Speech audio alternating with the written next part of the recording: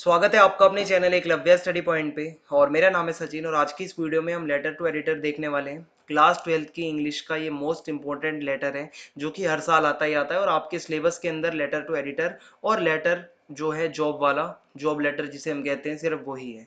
तो सबसे पहले हम लेटर टू एडिटर देखेंगे और सभी ने आपको इसका फॉर्मेट तो बताया होगा, नॉर्मल चीज़ें तो बताई होंगी, पर ये वीडियो आपके लिए स्पेशल है। स्पेशल क्यों है?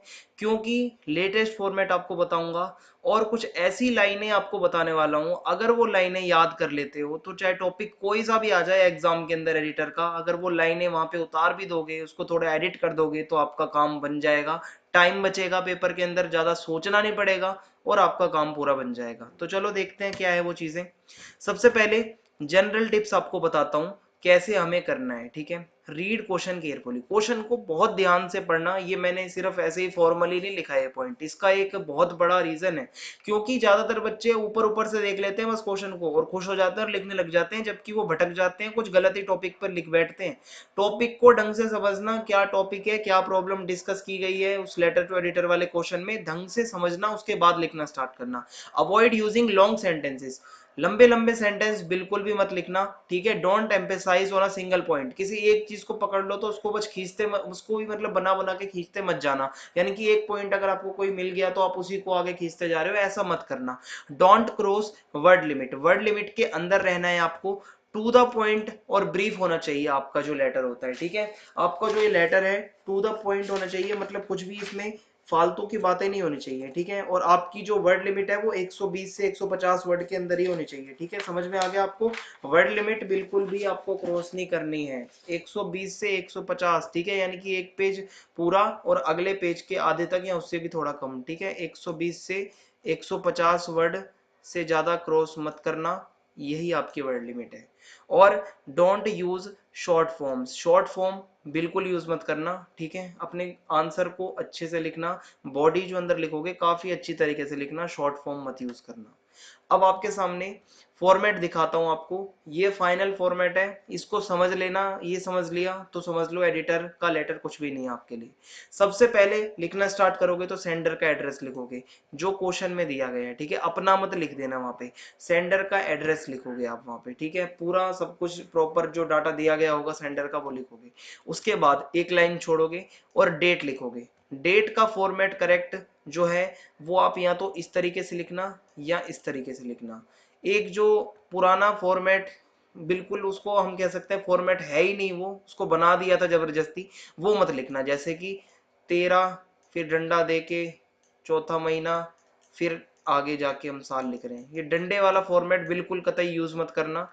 और एक ये भी चलता था फॉर्मेट बच्चों के अंदर, 13/4/21, ये भी मत करना, रॉन्ग रॉन्ग। करेक्ट फॉर्मेट कौन सा है? या तो अप्रैल 13 फिर ये लगा के आप 2021 लिखोगे, या 13 अप्रैल 2021, सीधा इस तरीके से लिखोगे। दोनों में से कोई एक तरीके का फॉर्मेट, फिर एक लाइन छोड़ोगे, फिर द एडिटर लिखोगे। ठीक है, उसके बाद न्यूज़पेपर का नेम लिखोगे जो एग्जाम में क्वेश्चन आया है उस न्यूज़पेपर का। उसके बाद सिटी लिख देना, न्यू दिल्ली का अगर है वो है तो आप न्यू दिल्ली यहाँ पे लिख देना।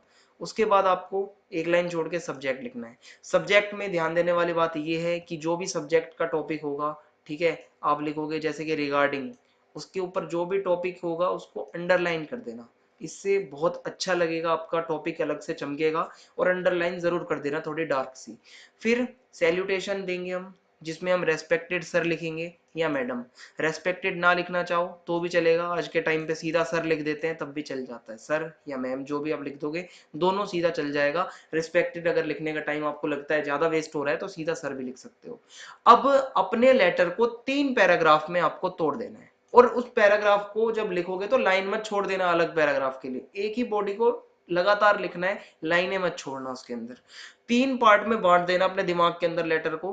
पहला पार्ट जब लिखना स्टार्ट करोगे अंदर लेटर का, इंट्रोडक्शन लिखना, क्या चीज है, ठीक है, क्या प्रॉब्लम है, क्या चीजें फेस हो रही हैं, ठीक है, वो लिखना।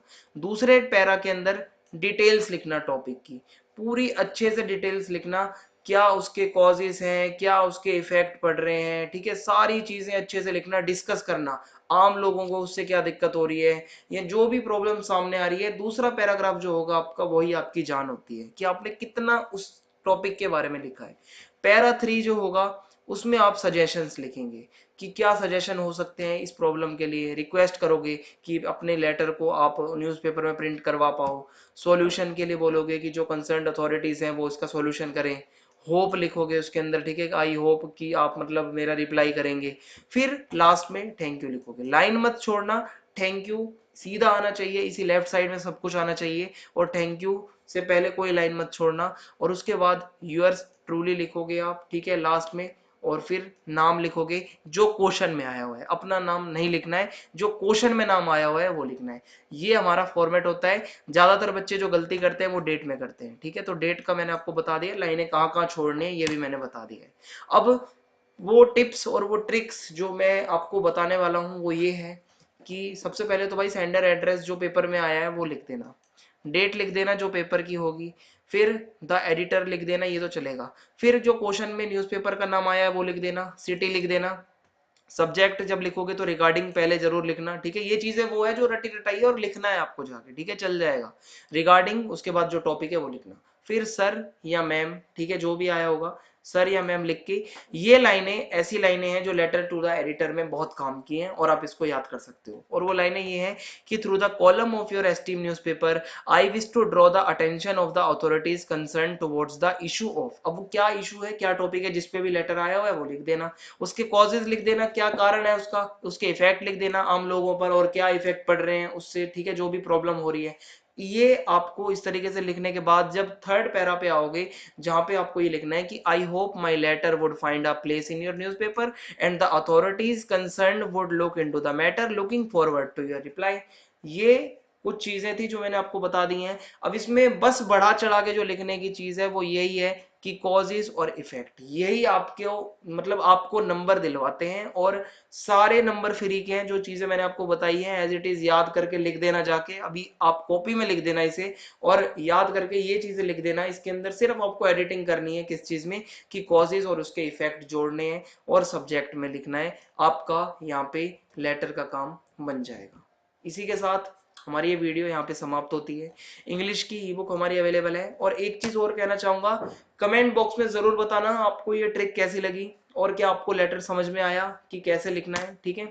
और इंग्लिश की ई बुक अवेलेबल है जिसमें आपको मिलेंगे मोस्ट इंपोर्टेंट क्वेश्चन आंसर्स, और ये बुक परचेज करने के लिए आपको प्ले स्टोर पर जाना है, एकलव्य ऑफिशियल हमारा मोबाइल ऐप डाउनलोड करना है और वहां से आप कर पाएंगे। और फिजिकल एजुकेशन की भी बुक अवेलेबल है, उसका भी सेम प्रोसेस है। और इंस्टाग्राम पे आप मुझे फॉलो कर सकते हैं, मेरा यूजर नेम आपके सामने है, कोई भी ऐसी और प्रॉब्लम हो तो आप आके मुझसे पूछ सकते हैं। और चैनल को सब्सक्राइब करना बिल्कुल भी ना भूलें अगर आप हमारे वीडियो पहली बार देख रहे हैं, और ज़्यादा से ज़्यादा आपको वीडियो को लाइक करना है, कमेंट में आपको बताना है वीडियो कैसी लगी, और वीडियो को ज़्यादा से ज़्यादा शेयर कर दें। जय हिंद, जय भारत, धन्यवाद।